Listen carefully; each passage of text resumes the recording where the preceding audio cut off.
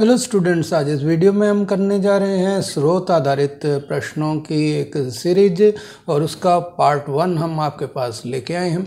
ये क्वेश्चन जो है सीबीएसई और अन्य राज्य बोर्ड परीक्षाओं में बार बार पूछे गए हैं। तो ये सीबीएसई में जैसा कि आप जानते हैं कि 5-5 नंबर के 3 क्वेश्चन जो हैं वो स्रोत आधारित प्रश्नों के होते हैं। तो इस वीडियो में हम आपको क्लास 12th हिस्ट्री के चैप्टर नंबर 1 ईंट, मनके और अस्थियां का जो है 2 स्रोत आधारित प्रश्न आपको इस वीडियो में हिंदी माध्यम से कराएंगे। तो शुरू करते हैं वीडियो को। निम्नलिखित अनुच्छेद को पढ़कर नीचे दिए गए प्रश्नों के उत्तर दीजिए। और इसका शीर्षक है अनुच्छेद का, अब तक खोजी गई प्राचीनतम प्रणाली। तो अनुच्छेद को पढ़ते हैं। नालियों के विषय में मैके लिखते हैं। मैके जो कि एक इतिहासकार हैं, लेखक हैं, वो लिखते हैं कि निश्चित रूप से ये अब तक खोजी गई सर्वदा संपूर्ण और प्राचीन प्रणाली है। तो उन्होंने यहाँ बताया कि ये अब तक जितनी भी प्रणालियाँ खोजी गई हैं, जितनी भी सभ्यताओं में हमने नालियों के बारे में देखा है, उनमें ये सबसे ज़्यादा कंप्लीट है न जो है, और साथ ही साथ जो है पुरानी प्रणाली भी है और संपूर्णता के साथ है।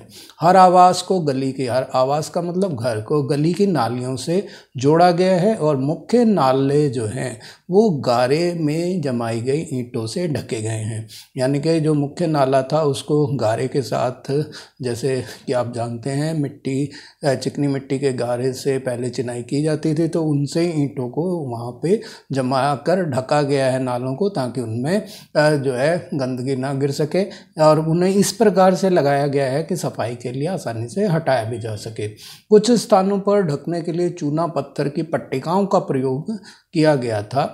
घरों की नालियां जो हैं वो पहले एक हौदी में, हौदी एक घनाभा या घनाकार का छोटा सा एक टैंक होता है, जिस या मलकुंड भी जैसे सेप्टिक टैंक होता है छोटा सा, इस तरह से घर के बाहर बनाया जाता था, जिसके अंदर ठोस अपशिष्ट पदार्थ जो हैं वो इकट्ठे हो जाते थे, पानी में जो घुले हुए थे, गाद वगैरह और अन्य चीज़ों के जो ठोस पदार्थ होते हैं वो उसमें खाली हो जाते थे, जिन्हें समय समय पर बाद में बाहर निकाल दिया जाता था। इस तरह से नालियों में जो पानी जाता था उसमें गाद आदि नहीं होती थी, जिससे नालियाँ जो हैं वो जल्दी से जो है उनमें गाद जम के वो जाम नहीं होती थी। लेकिन फिर भी इस बात का ध्यान रखा जाता था कि उनकी सफाई समय समय पर होती रहे। अब बहुत लंबे जो नाले होते थे उन्हें थोड़े थोड़े अंतराल पे, कुछ अंतरालों पे यानी कि कुछ गैप पर सफाई के लिए वहाँ भी हौदियाँ बनी हुई होती थी। तो यह पुरातत्व का एक अजूबा है। जैसा कि आप जानते हैं कि जो आपके ने कोई सीवर प्रणाली देखी होगी, उनमें थोड़े थोड़े दूरी पर जो है एक टैंक से बना दिए जाते हैं जिन पे ढक्कन लगे होते हैं, ताकि ज़रूरत पड़ने पर उनको खोल के सफाई की जा सके। तो इसी प्रकार से हड़प्पा सभ्यता में लंबे नालों पर सफाई के लिए जगह जगह हौदियाँ बनाई गई थी। इसीलिए कहा गया कि इतने 1000 साल पहले भी इस तरह का ये जब इंजीनियरिंग का नमूना जो आज आधुनिक समाज में, विकसित समाज में है, तो उस समय के लिए ये एक अजूबा ही था।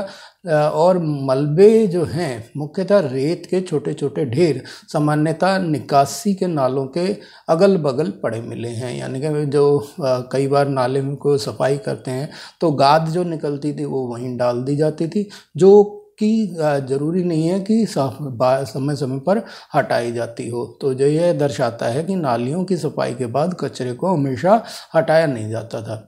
तो जल निकास प्रणालियां केवल बड़े शहरों तक ही सीमित नहीं थी, यानी कि हड़प्पा और मोहनजोदड़ो तक ही सीमित नहीं थी, बल्कि छोटी बस्तियां जो थी वहां पर भी इसी प्रकार की प्रणाली थी।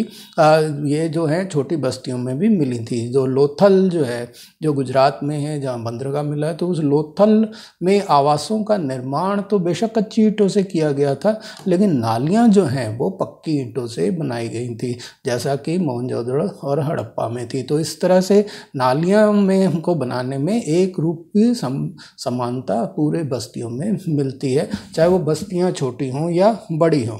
तो यहाँ देखिए आपको 3 प्रश्न दिए गए हैं 5 नंबर का करने के लिए। तो पहला प्रश्न जो है 1 नंबर का है, नालियों के विषय में मैके के क्या विचार थे, कि नालियाँ किस प्रकार की थी।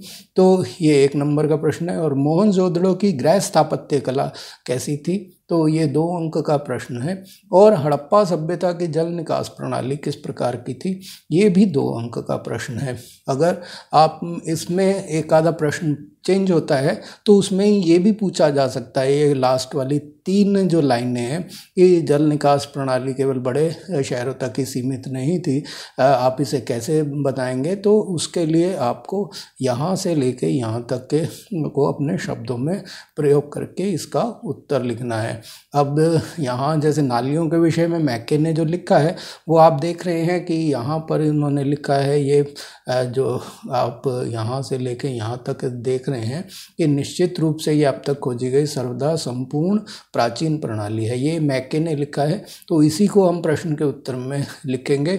और दूसरा जो प्रश्न है कि मोहनजोदड़ो में गृह स्थापत्य कला कैसी थी, तो यहाँ हम देख रहे हैं कि घरों के बारे में इस पैराग्राफ में कुछ नहीं दिया गया है। तो कुछ प्रश्न ऐसे होते हैं जो अनुच्छेद से अलग होते हैं, तो लेकिन होते पाठ से संबंधित ही हैं, वो हमारे को अपने सामान्य ज्ञान से उनका भी उत्तर देना होता है। तो यहाँ इस प्रश्न का उत्तर जो है हम अपनी समझ से देंगे।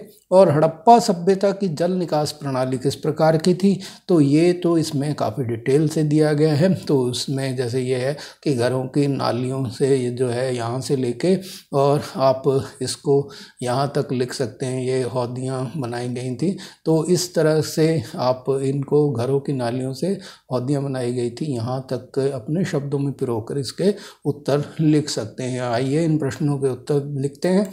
तो पहला जो प्रश्न है, नालियों के विषय में मैके के क्या विचार थे, क्योंकि ये 1 अंक का प्रश्न है तो एक पंक्ति में ही इसे देने का प्रयास करेंगे।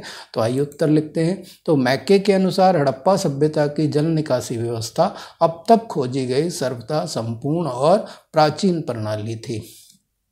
अब दूसरा प्रश्न है कि मोहनजोदड़ो की गृह स्थापत्य कला कैसी थी। यहाँ आप देख रहे हैं कि ये 2 अंक का प्रश्न है, तो कम से कम 2 पॉइंट जो हैं हमारे को इसके देने चाहिए। तो हम उसमें उत्तर इस प्रकार देंगे कि मोहनजोदड़ो की गृह स्थापत्य कला की प्रमुख विशेषताएं इस प्रकार हैं। तो पहला है कि घर आंगन आधारित होते थे और निजता का यानी कि प्राइवेसी का पूर्ण ख्याल रखा जाता था। जैसा कि आप जानते हैं, यहाँ मैं स्पष्ट कर दूं कि उनके जो घर का मुख्य प्रवेश द्वार होता था वो इस तरह से लगाया जाता था कि अंदर झांक कर कोई देख ना सके कि कौन क्या कार्य कर रहा है। और साथ ही साथ निचली मंजिल होती थी, जो भूमि तल होता था, भूतल होता था, उसमें खिड़कियां वगैरह नहीं लगाई जाती थी। तो इस तरह से ही हम कह सकते हैं कि घर जो है आंगन आधारित होते थे और निजता का पूर्ण ख्याल रखा जाता था। और दूसरा जो देंगे कि मकान प्राय 2 से 3 मंजिल के होते थे, क्योंकि वहाँ पे सीढ़ियाँ वगैरह भी मिली हैं, तो 2-3 मंजिल तक के मकान वहाँ पर पाए जाते थे। अब इसका जो आखिरी प्रश्न है वो है हड़प्पा सभ्यता की जल निकास प्रणाली किस प्रकार की थी।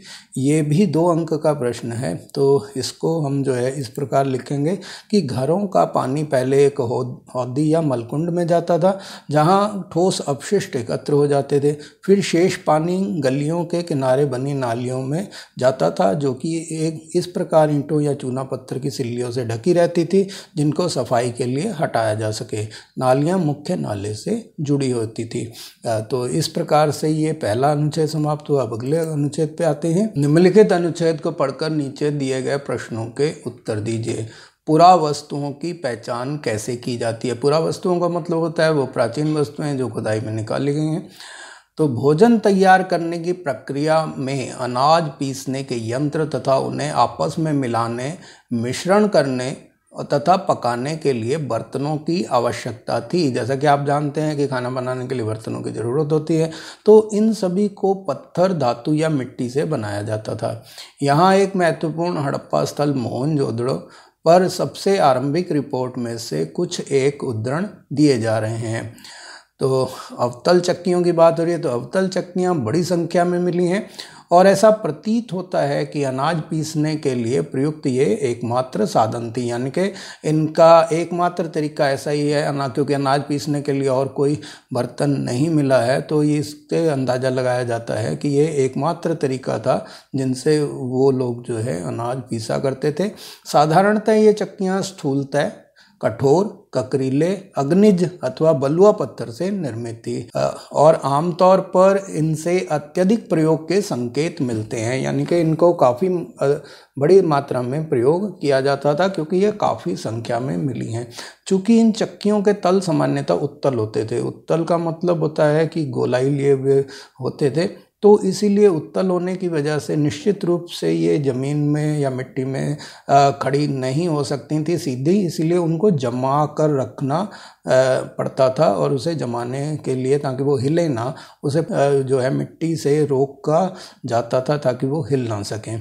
तो दो मुख्य प्रकार की चक्कियाँ मिली हैं।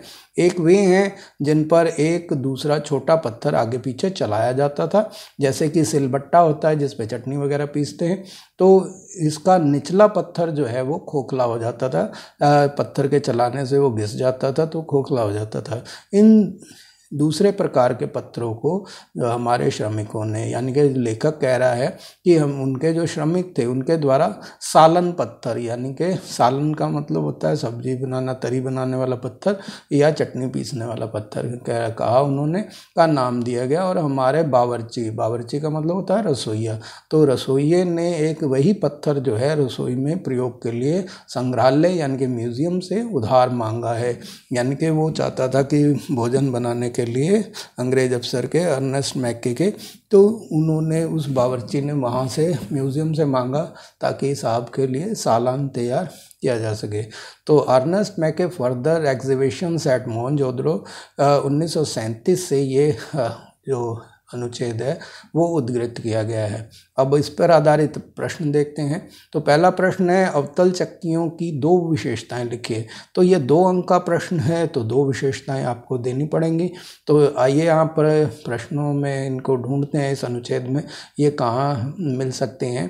तो एक तो ये है कि यहाँ से चक्कियों के बारे में शुरू होता है, तो एक तो ये बड़ी संख्या में मिली हैं, एक विशेषता तो ये भी हो सकती है, और ये अनाज पीसने में काम में लाई जाती थी, ये भी हो सकता है, और साथ ही साथ ये किस चीज़ से बनी हुई थी उनके बारे में भी आप लिख सकते हैं, और इनको किस प्रकार से मिट्टी की सहायता से जमाया जाता था, इनका तल किस प्रकार से होता था, इसको भी आप यहाँ पे लिख सकते हैं।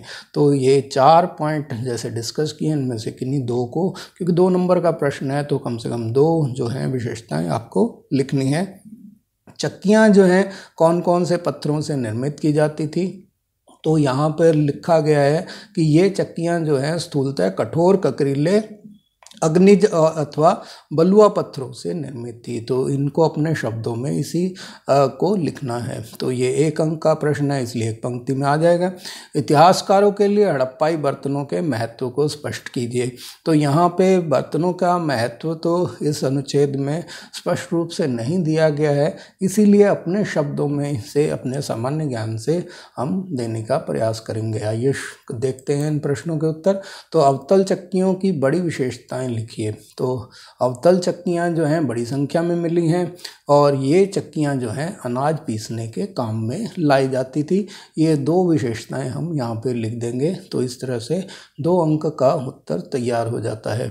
चक्कियाँ कौन कौन से पत्थरों से निर्मित की जाती थी, तो उसके लिए उत्तर जैसा हमने डिस्कस किया इस प्रकार है कि ये चक्कियाँ स्थूलतः कठोर, ककरीले, अग्निज और बलुआ पत्थर से बनाई जाती थी। इतिहासकारों के लिए हड़प्पाई बर्तनों के महत्व को स्पष्ट कीजिए। तो ये भी 2 अंक का प्रश्न है, तो इसका उत्तर हम इस प्रकार देते हैं कि बर्तनों के आकार, प्रकार और मिलने के स्थान के आधार पर इतिहासकार उस समय के लोगों के जीवन यापन यानी कि रहन सहन को, खान पान और बस्तियों के पारस्परिक संबंधों का विश्लेषण करते हैं।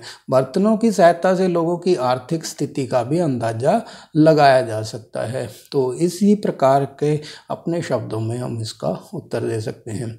अब आपको ये वीडियो कैसा लगा आप ज़रूर बताइए। अगर पसंद आए तो इसे लाइक कीजिए, और मेरे चैनल पे नए हैं तो सब्सक्राइब जरूर कर लीजिए। धन्यवाद।